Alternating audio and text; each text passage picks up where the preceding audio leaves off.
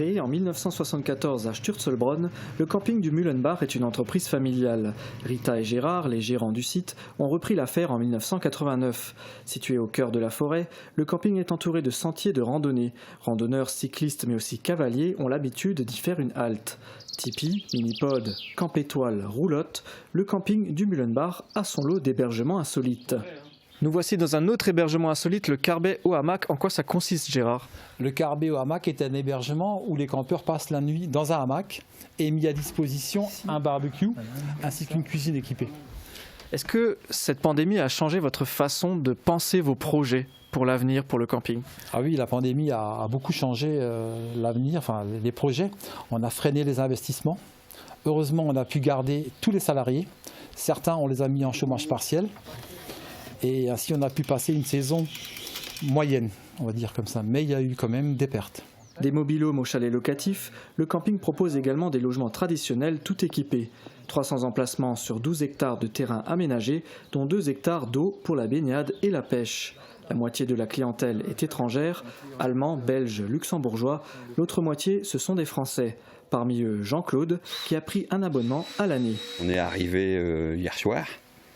Et puis on devait venir avant, qu'on n'a pas pu parce que y avait des restrictions, voilà tout simplement. On a calé la caravane, on a mis au vent, et puis là on est en train de faire le plancher. C'est beau, c'est un 4 étoiles ou plus, c'est paisible, c'est tranquille, il n'y a pas de bruit. Nettoyage, gestion des espaces verts, mise en place du matériel. Ce lundi matin, les salariés sont sur le pont. Le camping de Mühlenbach est ouvert du 1er avril au 1er octobre. En 2020, il a dû fermer ses portes durant le premier confinement. Quand on parle de camping, on pense à la caravane, au camping-car. Pour eux, il y a une quarantaine de places tourisme. Donc là, la particularité, c'est que vous mettez à disposition du matériel. Ah oui, alors là, on est en train de mettre à disposition donc, des tables de pique-nique en bois, munies d'un parasol, donc pour se protéger contre le soleil ou contre la pluie. C'est un service qu'on a mis en place il y a quelques années, suite à la montée en gamme de notre camping qui est passé 4 étoiles.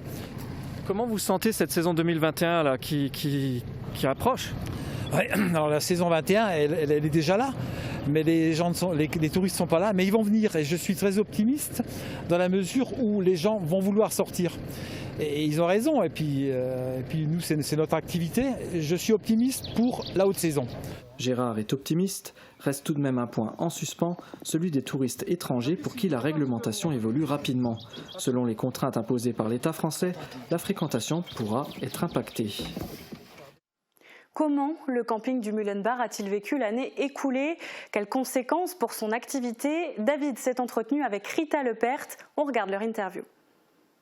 Rita, bonjour. Bonjour. Comment est-ce que vous avez vécu l'année écoulée ici au camping du Mühlenbach? C'était très stressant, puisqu'on n'a pas pu travailler au printemps.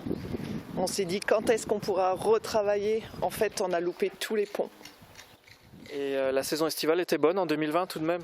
Ah oui, on s'est rattrapé en juillet-août. Il faisait beau, heureusement. Donc on a eu, en plus des caravanes et des camping-cars, on a eu beaucoup de toiles de tente.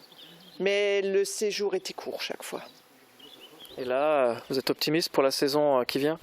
J'espère qu'au mieux ça fera pareil.